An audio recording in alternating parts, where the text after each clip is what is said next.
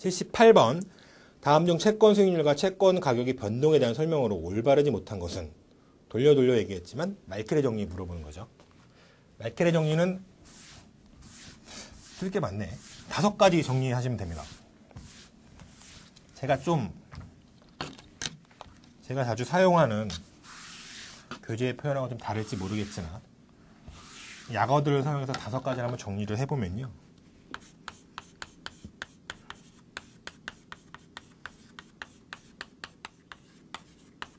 첫 번째, 시장 이자율이 하락하면 채권 가격은 상승하고 시장 이자율이 상승하면 채권 가격은 하락한다. 시장 이자율, 채권 가격 이렇게 제가 정의를 했어요. 두 번째, 1번 맞아요. 뭐 1번이 틀리다는 게 아니라 다른 얘기를 하자는 게 아니라 맞는데 이 상승한다거나 하락한다거나 부호가 아니라 그 크기 이렇게 표현해 볼게요. 크기를 비교해 봤더니 항상 더 얘가 크다. 본 강의 시간에 그래프 생각하시면 명확하다고 말씀드렸고요. 세 번째, 만기가 잔존만기 길어지면 1번, 2번 다 맞는데 그 변동성 폭이 더 커진다. 올라갈 때 더 많이 올라가고 떨어질 때 더 많이 떨어지고. 네 번째, 3번 맞는데 변동성이 증감률 커지는 건 맞는데 조금씩 증감률은 줄어들면서 커지더라. 마지막으로 2표, 중간중간에 지급하는 2표가 늘어나면은 반대로 변동폭은 작아들더라. 5가지를 보시면 됩니다. 첫 번째, 말로 하면 좀 힘들어요. 그림으로 좀 상상을 하셔야 돼요.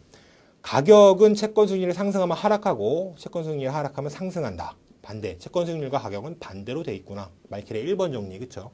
두 번째, 채권 수익률이 하락할 때 채권 가격이 상승폭은 채권율이 상승할 때 채권 가격의 하락폭보다 항상 더 크죠.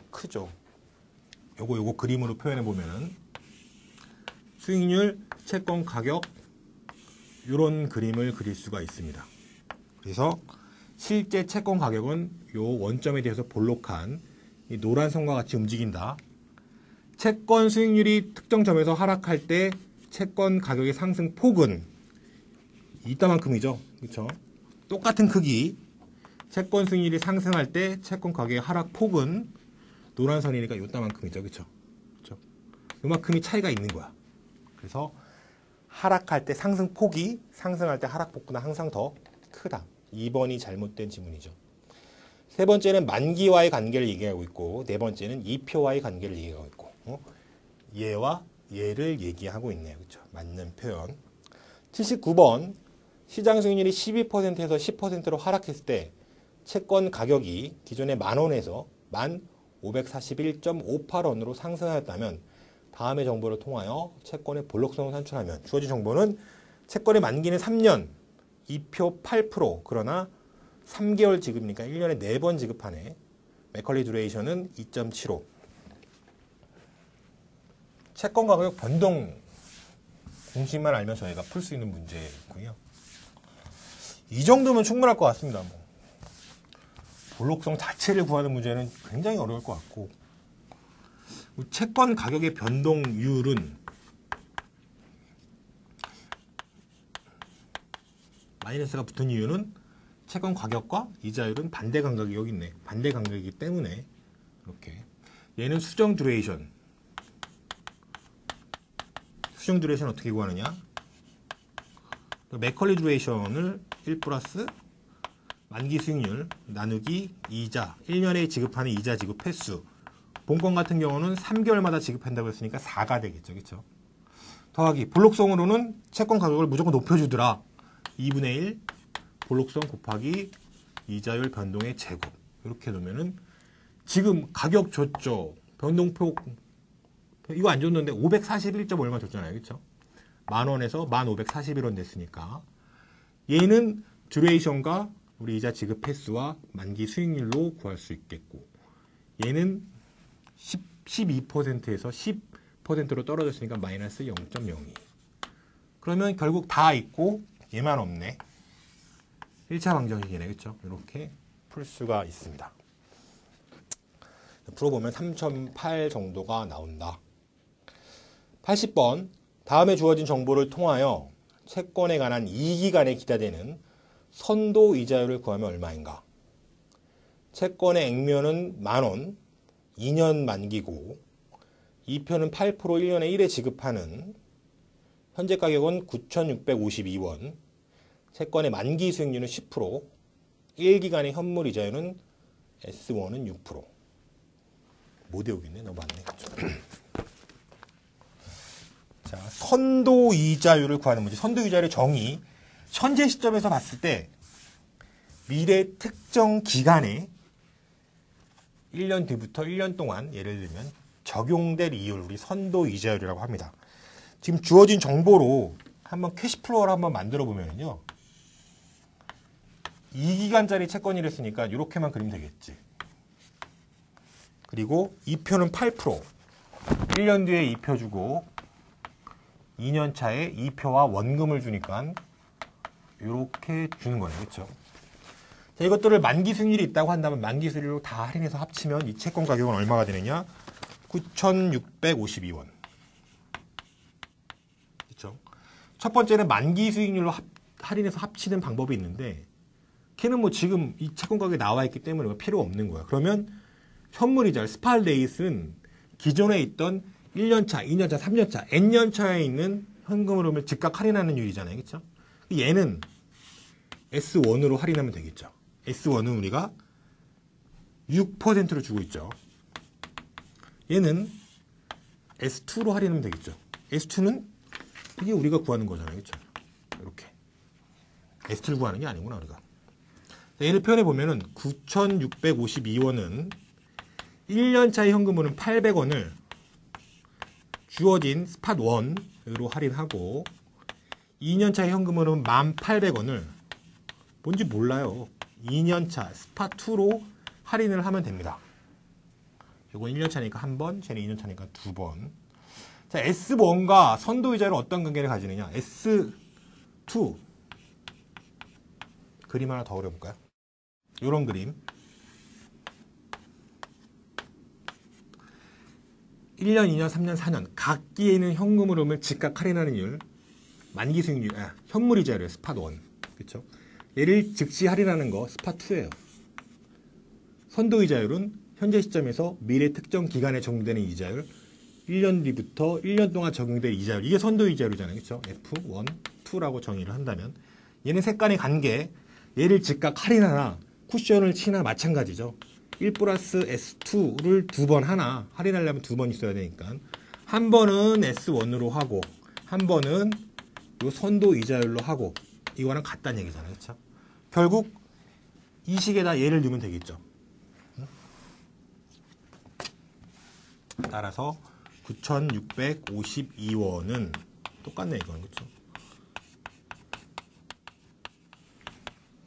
1,800원 1 플러스 0.0 S1으로 한번 할인하고 그 다음에 1 플러스 F 선도 이자율로 할인하고 다른 건 다 숫자고 얘만 미지수네. 그쵸? 그러면 우리가 조금 귀찮긴 하겠지만 구할 수는 있죠. 그래서 구해보면 14.5%가 나오더라. 81번 문제 살펴보시면요. 다음 중 금리 예측 전략을 통한 투자 의사결정으로 올바르지 못한 것은 무엇인가? 금리 예측 전략 보시기 전에요. 말키리 정리로 다 저희가 해석을 할 수가 있습니다. 예를 들어 어떤 상황에서 수익률이 상승한다고 가정한다면, 예상한다면 이 얘기는 어떤 얘기냐? 채권 가격이 떨어진다는 얘기잖아요. 그렇죠? 덜 떨어지게 하려면 어떻게 해야 돼? 듀레이션을 줄여버려야 되죠. 이렇게. 듀레이션을 줄이려면 만기를 줄이고 2표를 올리고 만기 수익률을 올리고 이렇게 하면 되죠. 다시 한번. 만약에 수익률이 하락이 예상되는 상황이라고 한다면 얘는 채권 가격이 상승이 예상되는 상황이랑 똑같은 거잖아요. 그렇죠? 상승이 예상돼 더 먹어야죠. 더 먹으려면 듀레이션을 올려야겠죠. 어떻게 하면 듀레이션 올리는데 만기를 늘리고 2표를 줄이고 만기 수익률을 떨구고 이러면 듀레이션이 올라갈 거잖아요. 그렇죠? 그거 하는 거예요. 첫 번째, 수익률 하락이 예상되면 가격 상승이 예상되면이잖아요. 그렇죠? 더 먹어야지. 듀레이션 올려야 돼. 만기를 늘려서. 국민주택 채권, 도시철도 공채 등 장기 채권을 매입해왔다. 잘했다. 만기 올렸잖아요. 그렇죠? 두 번째, 수익률 상승이 예상되면 가격 하락이 예상되면 덜 떨어져야지. 듀레이션을 줄여야 돼. 통화채 등 잔존 만기가 1년 이하인 단기 채권으로 매입하였다. 잘했네. 듀레이션 줄였네. 세 번째, 수익률 하락이 예상되면 가격 상승이 예상되면 똑같은 얘기. 더 먹어야지. 듀레이션을 올려야 돼. 그렇죠? 2표를 올리려면 2표를 줄여야 되잖아요. 근데 걔는 거꾸로 할인채를 처분하고 2표채를 매입하였다. 할인채는 2표가 0인 채권이고 2표채는 2표가 있는 채권이니까 얘는 오히려 2표를 올렸네. 줄여야 되는데. 반대로 행동을 하고 있죠. 3번이 틀린 지문. 네 번째, 수익률 상승이 예상되면 가격 하락이 예상되면 만기를 듀레이션을 떨궈야 돼. 만기를 줄여야 돼. 채권을 처분하고 현금 보유 비중을 늘렸다. 현금은 만기가 0인 채권이잖아요. 그렇죠? 그렇게 보시면 될 것 같습니다. 82번, 다음 정보를 기초로 코스피 200 주가지수 선물의 균형가격을 구하면 얼마인가? 선물 가격은 1호 선물 가격은 현물 가격을 더하기 보유 비용이다. 얘를 우리는 보유 비용 모형이라고 한다. 혹은 반대로 비용의 반대, 수익이 있으면 빼주면 된다. 이렇게 정의했어요. 그렇죠? 질문에 있는 정의들을 보니까 현재 주가 지수는 260포인트. 이게 현물이네. 현물. 260. 보유 비용. 선물은 현재 미래에 결제해야 되고 현물은 현재 결제해야 되니까 그 기간 사이에 이자 비용이 발생을 하겠죠. 이자 비용은 260 곱하기 이자율, 주어진 이자율 3%, 만기까지는 3개월 남았네. 비용이 수익이 있나 봤더니 배당 수익률이 있네. 마찬가지로 260 곱하기 연으로 표현되어 있으니까 얘도 당연히 월할 계산 해줘야겠죠. 이렇게 구하면 261.3 구할 수 있겠다. 83번, 투자자가 50억의 주식 포트폴리오를 보유하고 있다. 포트폴리오의 베타가 0.6, 코스피 선물이 250포인트라고 한다면 완전 해지를 위해 필요한 선물 거래는 몇 계약인가?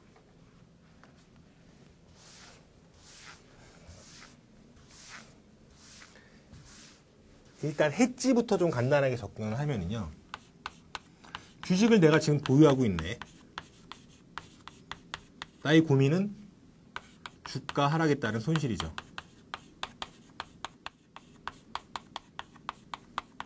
해결을 위해서는 추가적으로 같은 상황, 주가가 하락됐을 때 이익을 보는 상품을 편입시켜주면 완전 없어지거나 일부 없어지겠죠. 그렇죠? 완전히 없어지면 완전 했지. 일부 없어지면 일부 했지. 아니 세상에 가격이 떨어지는데 이익이 나는 상품이 뭐가 있느냐? 선물 매도가 그렇죠. 따라서 얘를 우리는 해지 거래라고 한다. 내 목적은 이거인데 이걸로 수단으로 이용하고 있기 때문에 이 이름을 우리는 수단으로 부린다. 그래서 매도 해지 거래라고 한다. 결국 뭔지 모르겠으나 이 거래는 선물을 매도해야 되는 거래다. 자, 현물 쪽 봤어요. 현물 쪽. 지금 내 주식 얼마 갖고 있냐면 50억 갖고 있어요. 그렇죠? 여기에 대한 민감도로 베타를 주고 있었는데 베타가 0.6이래요. 그럼 실제 갖고 있는 돈은 50억이지만 얘는 민감도를 반영하면 5, 6, 30, 30억만큼의 크기로 움직인대요. 그렇죠? 그럼 얘를 완전 해지하기 위해서는 선물도 이 크기만큼 있어야겠잖아요. 그렇죠? 선물이 지금 얼마인데? 250포인트. 포인트당 단가는 50만 원. 퍼 1포인트. 둘이 없어지죠. 그렇죠? 그러면 얘를 몇 계약해야 30억이 나오겠는가? 계약수잖아요. 그렇죠? 비집수 하나 1차 방정식 구할 수 있습니다. 구해보시면 24계약이 나옵니다. 여러분들 좀 헷갈리게 하기 위한 문제 열심히 구했는데 3번에 예를 들면 24계약 매도, 4번은 24계약 매수 이런 거 있어요. 그렇죠? 그런 거 주의하셔야 됩니다. 우리가 해지를 하려면 지금 현물을 갖고 있는 포지션이기 때문에 선물은 매도해야 해지를 할 수 있잖아요. 그렇죠?